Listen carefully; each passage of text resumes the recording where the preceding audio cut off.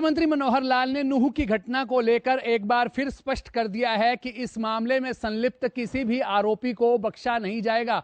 अब तक इस सिलसिले में 116 लोगों को गिरफ्तार किया जा चुका है और लगातार जांच की जा रही है। हरियाणा के नूह में सोमवार को भड़की हिंसा की आग अब भले ही बुझ गई हो, लेकिन पत्थरबाजी, गोलीबारी और आगजनी से हुए नुकसान का आंकड़ा धीरे धीरे सामने आ रहा है। मुख्यमंत्री मनोहर लाल ने नूह और आसपास के अन्य जिलों के ताजा हालात को लेकर जानकारी देते हुए बताया कि इस हिंसा में 6 लोगों ने अपनी जान गंवाई है। मरने वालों में 2 होमगार्ड और 4 आम नागरिक शामिल हैं। वहीं उन्होंने ये भी बताया कि नूह में हरियाणा पुलिस की 30 कंपनियों के साथ ही केंद्रीय सुरक्षा बलों की भी 20 कंपनियां तैनात की गई हैं, ताकि शांति व्यवस्था को बहाल किया जा सके। और अभी तक की जानकारी में 6 लोगों की मृत्यु हुई है, 2 होमगार्ड के लोग हैं, 4 सिविलियंस हैं और अनेकों घायल हुए हैं, जो नल्लड़ हॉस्पिटल में, मेदांता हॉस्पिटल गुरुग्राम में, अन्य अस्पतालों में दाखिल हैं, जिनकी देखरेख उपचार किया जा रहा है। और पुलिस की जो 30 कंपनीज हरियाणा की और 20 अन्य कंपनी जो केंद्रीय सुरक्षा बलों की हमको मिली थी, जिनमें से 20 में से 3 हमने पलवल में, 2 गुरुग्राम में, 1 फरीदाबाद में और 14 जो कंपनीज हैं वो नूह जिले में डिप्लॉय की। हिंसा की भेंट चढ़े जिले में अमन चैन की बहाली के साथ ही अब पुलिस आरोपियों की धरपकड़ में भी लग गई है। सीएम मनोहर लाल ने बताया कि अब तक इस मामले में 116 लोगों को गिरफ्तार किया जा चुका है। आरोपियों को रिमांड पर लेकर पूछताछ की जा रही है, ताकि इस साजिश को बेपर्दा किया जा सके।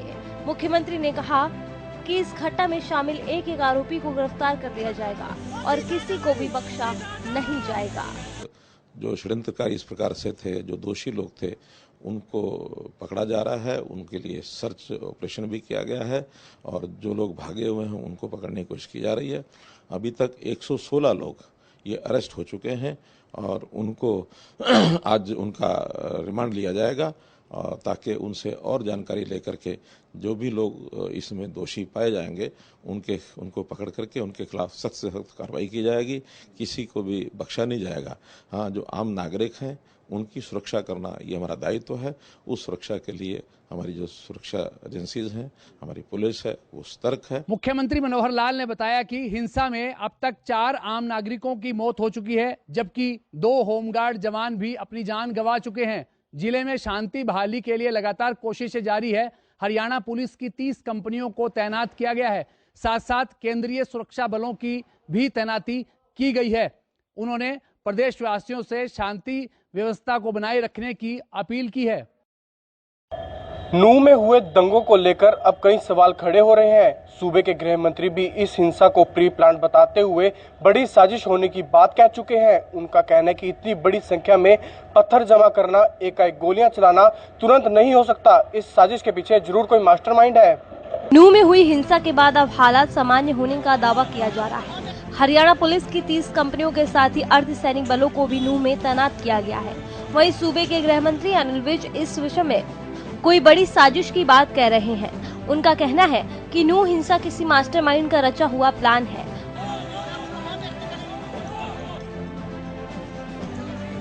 उन्होंने कहा कि जिस तरह हिंसा से पहले पत्थर इकट्ठे किए गए, गोलियां चलाई गई, उसे देखकर ये साफ है कि ये एकदम नहीं हो सकता। गृह मंत्री ने कहा कि अधिकारियों को पूरे मामले की जांच के आदेश दे दिए गए हैं और जो भी दोषी होगा उसे बख्शा नहीं जाएगा। सारा कर रहे हैं और लगभग 41 FIR हम दर्ज कर चुके हैं और 116 लोग केवल नूह में गिरफ्तार किए हैं। कुछ लोग रेवाड़ी में, गुड़गांव में और जगहों पर भी गिरफ्तारियां की गई। सारी जब जांच हो जाएगी उसके बाद पता लगेगा। एक चीज तो निश्चित तौर पर कही जा सकती है और हर व्यक्ति कह रहा है कि इतना बड़ा बवाल एक दिन में नहीं हो सकता, किसी हादसे से नहीं हो सकता। इसके लिए किसी न किसी ने प्लानिंग की है, किसी न किसी ने लोगों को इकट्ठा किया है। अलग अलग स्ट्रेटेजिक पॉइंट के ऊपर वहां पर पत्थर इकट्ठे किए गए हैं, गोलियां चलाई गई हैं, हथियार इकट्ठे किए गए हैं, लोग इकट्ठे किए गए हैं। तो पर किसने की है, कौन है इसके पीछे?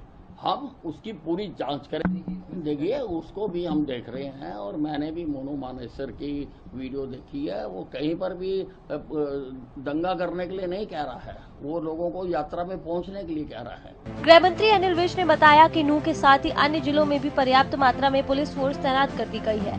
उन्होंने लोगों से शांति बनाए रखने की अपील की और साथ ही राजनीतिक पार्टियों को भी सलाह देते हुए कहा कि ये राजनीति करने का समय नहीं है, ये शांति बहाल करने का समय है। इस समय सभी राजनीतिक दलों के प्रतिनिधियों को शांति बहाल करने की अपील करनी चाहिए।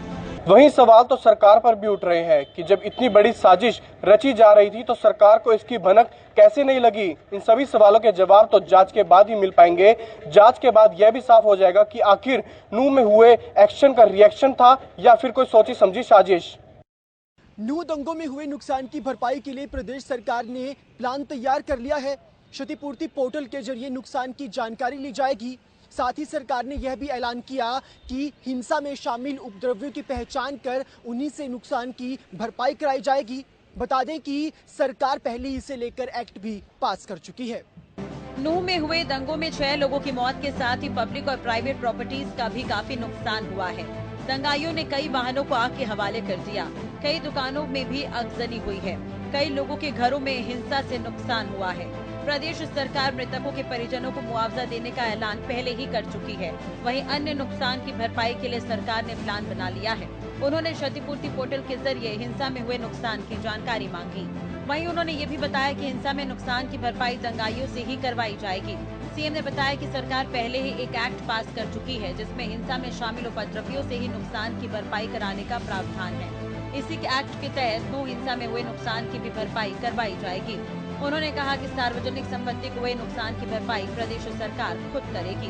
बना लिया है और उस एक्ट में ये पारित किया गया है कि कोई भी जो लॉस है, चाहे वो पब्लिक प्रॉपर्टी का होगा, चाहे किसी की प्राइवेट प्रॉपर्टी का होगा, ये ठीक है कि पब्लिक प्रॉपर्टी का तो सरकार ही इशू करेगी, लेकिन प्राइवेट प्रॉपर्टी का उसको अपने आप इशू करना पड़ता है। तो जिन्होंने नुकसान किया है वो इस बात के लायबल हैं कि उनसे वो भरपाई कराई जाए।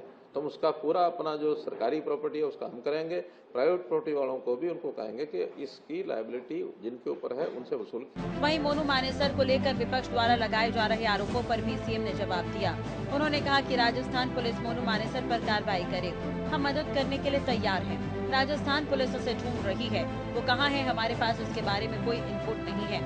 सीएम ने कहा कि मोनू मानेसर के वहाँ होने का कोई सबूत नहीं है। देखिए, जहाँ तक मोनू मानेसर की बात है, मोनू मानेसर के खिलाफ जो पिछला केस एफआईआर वो राजस्थान सरकार की है।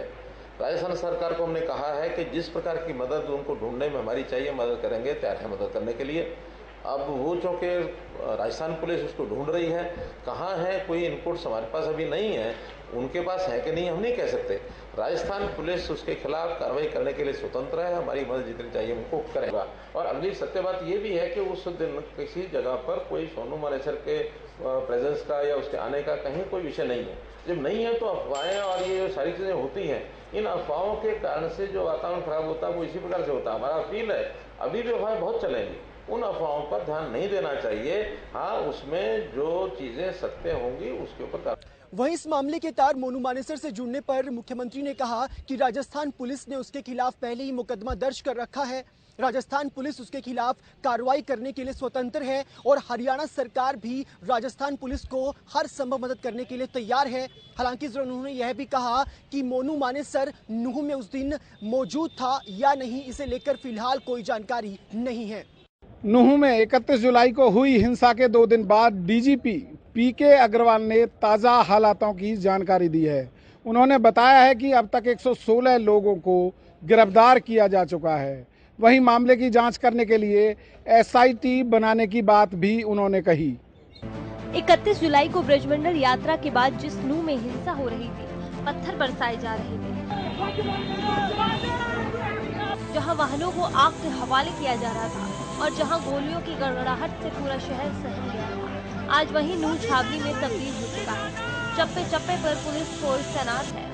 केंद्रीय सुरक्षा बलों की टुकड़ियां फ्लैग मार्च निकालकर शांति बनाए रखने की अपील कर रही हैं। इस बीच अब उपद्रवियों को पकड़ने का सिलसिला भी तेज हो गया है। हिंसा के 2 दिन के बाद प्रदेश के पुलिस महानिदेशक को गिरफ्तार किया जा चुका है।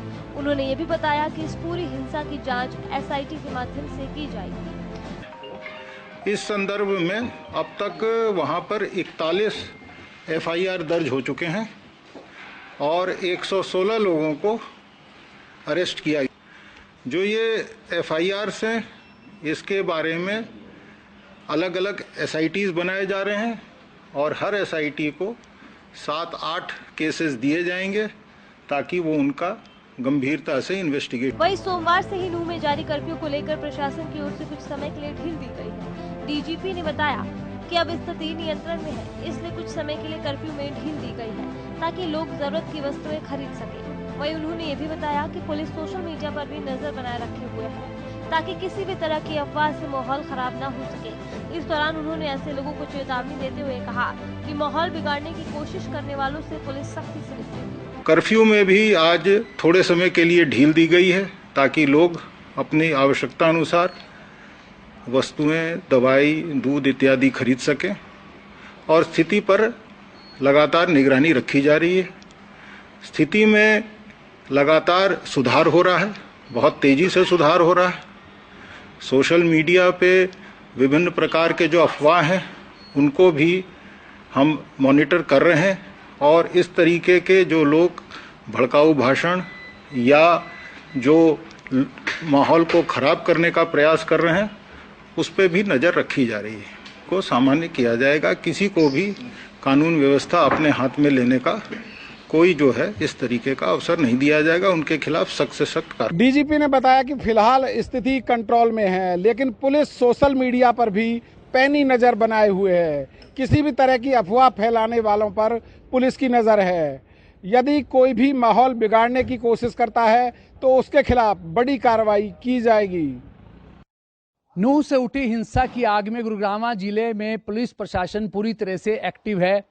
पुलिस के साथ साथ रैपिड एक्शन फोर्स के जवान संवेदनशील इलाकों में मोर्चा संभाले हुए हैं।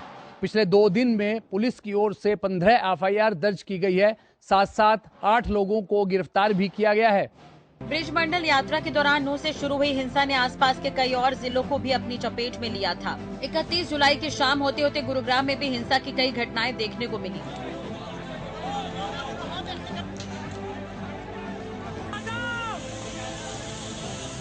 सोहना बाईपास पर पत्थरबाजी, अगजनी और तोड़फोड़ की घटनाओं के साथ ही एक धार्मिक स्थल में हिंसा की घटना सामने आई थी। इन घटनाओं के बाद जिले में भी पुलिस की तैनाती कर दी गई। वहीं गुरुग्राम की स्थिति को लेकर जानकारी देते हुए ACP क्राइम वरुण दहिया ने कहा कि पिछले 2 दिनों में अलग अलग घटनाओं को लेकर 15 FIR दर्ज हुई है और अब तक 8 आरोपियों को गिरफ्तार किया जा चुका है। नूह में हुई हिंसा के बाद अब गुरुग्राम में भी वो कहीं ना कहीं कुछ क्षेत्र में जो हिंसा देखी गई थी। मेरे साथ ACP क्राइम वरुण दहिया साहब है, उन्हीं से जानते हैं। सर, गुरुग्राम के क्या हालात है? गुरुग्राम में हालात बिल्कुल सामान्य है, किसी प्रकार की कोई रिस्ट्रिक्शंस नहीं है। कुछ फॉल्स रूमर्स जरूर सोशल मीडिया के माध्यम से चलाए गए हैं कि ऑफिसेस बंद हैं, स्कूल्स बंद हैं। किसी प्रकार से अगर आप गुड़गांव में थ्रू आउट देखेंगे, घूमेंगे तो इस प्रकार की कोई घटनाक्रम नहीं है। कुछ छोटे-मोटे घटनाक्रम जरूर हुई है जिसके ऊपर गुड़गांव पुलिस द्वारा क्लोजली मॉनिटर करके कंट्रोल करा गया है। इस प्रकार से हम ये अपने निवासियों को गुड़गांव पुलिस के माध्यम से विश्वास दिलाना चाहते हैं कि ऐसी कोई घटनाक्रम हो तो तुरंत 112 नंबर पर या कोई हेल्प चाहिए तो 112 नंबर को डायल करके आप हेल्प मांग सकते हैं। कोई रिपोर्ट करना चाहें तो रिपोर्ट कर सकते हैं। रही जो स्कूल्स हैं, ऑफिसेस हैं, वो सुचारू रूप से चल रहे हैं। किसी प्रकार के कोई गुड़गांव की तरफ से ऐसा मैसेज नहीं दिया गया है कि कोई ऑफिसेस बंद हैं। डिलीवरीज जो फूड डिलीवरी है या होम डिलीवरीज करी जाती हैं वो भी सुचारू रूप से चल रही है। ट्रैफिक भी बिल्कुल सुचारू रूप से चल रहा है। किसी प्रकार का कोई रिस्ट्रिक्शंस नहीं है। गुरुग्राम की बात करूं, अभी तक कितनी FIR दर्ज की गई हैं और कितने आरोपियों का अभी तक? जो नंबर ऑफ FIR है लास्ट 2 डेज के अंदर वो 15 है, जिसके अंदर 8 एक्यूज को अरेस्ट करा गया है और फर्दर लगभग 30 ऐसे लोग हैं जिनके खिलाफ प्रिवेंटिव एक्शन लिया गया। गुरुग्राम में भले ही हालात सामान्य हो गए हों, लेकिन प्रशासन किसी भी तरह का रिस्क नहीं लेना चाहता। खासकर जिले के संवेदनशील इलाकों में बड़ी संख्या में पुलिस फोर्स को तैनात किया गया है। रैपिड एक्शन फोर्स की 2 कंपनियां भी बादशाहपुर और सोहना के इलाके में तैनात की गई है। वहीं सोशल मीडिया पर भी कोई अफवाह न फैले, इसके लिए साइबर पुलिस पूरी तरह से सतर्क है।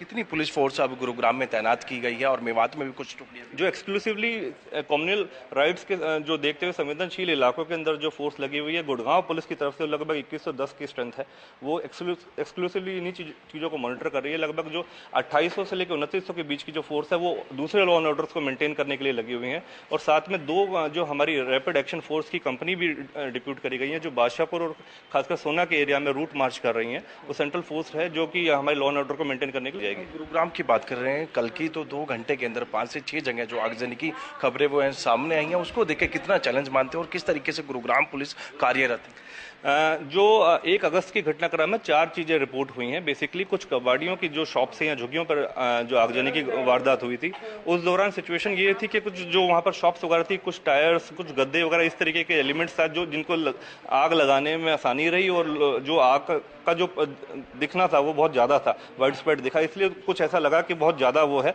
लेकिन इस प्रकार की सिर्फ 4 ही घटना हुई हैं, उनको रिपोर्ट करा गया, FIR रजिस्टर्ड करी गई है, संबंधित की पहचान करी जा रही है, उनके खिलाफ कड़ी से कड़ी कार्रवाई करी जाएगी। लगातार सोशल मीडिया पे जो चीजें वायरल हो रही है उसको लेके किस तरीके से देखते हैं, कितने लोगों को अभी तक आइडेंटिफाई कर चुके हैं? सोशल मीडिया के माध्यम से जो गलत रूमर्स फैला रहे हैं उनके खिलाफ सख्त से सख्त कार्रवाई, कानूनी कार्रवाई करी जाएगी।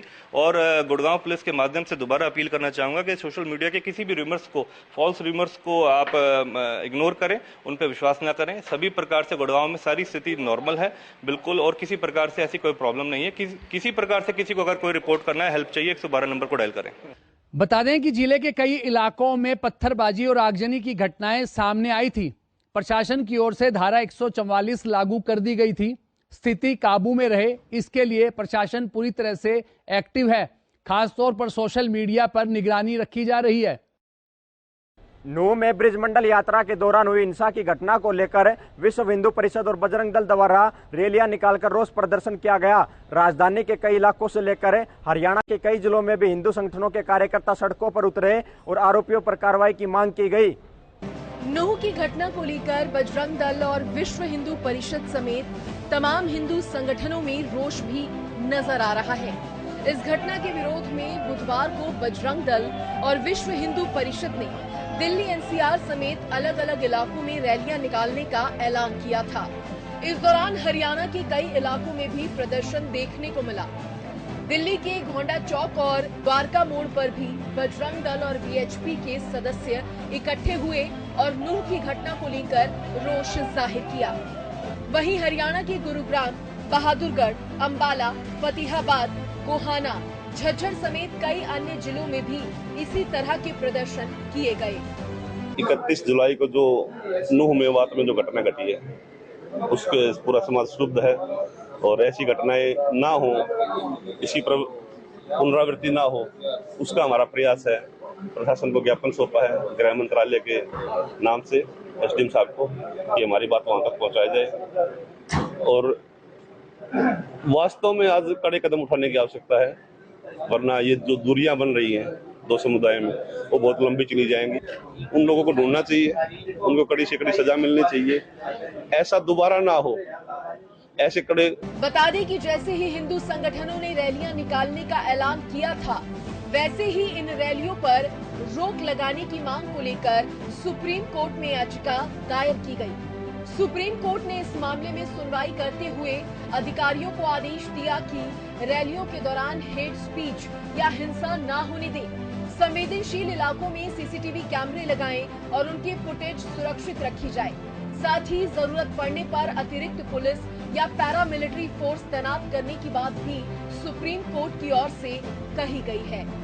इस दौरान इन रैलियों पर रोक लगाने के लिए सुप्रीम कोर्ट में भी सुनवाई हो रही है। कोर्ट ने अधिकारियों को आदेश देते हुए यह आश्वस्त करने को कहा है कि रैलियों में किसी भी तरह की हेट स्पीच ना हो। इसी के साथ संवेदनशील इलाकों में CCTV कैमरे भी लगाने की बात कोर्ट के द्वारा कही गई है।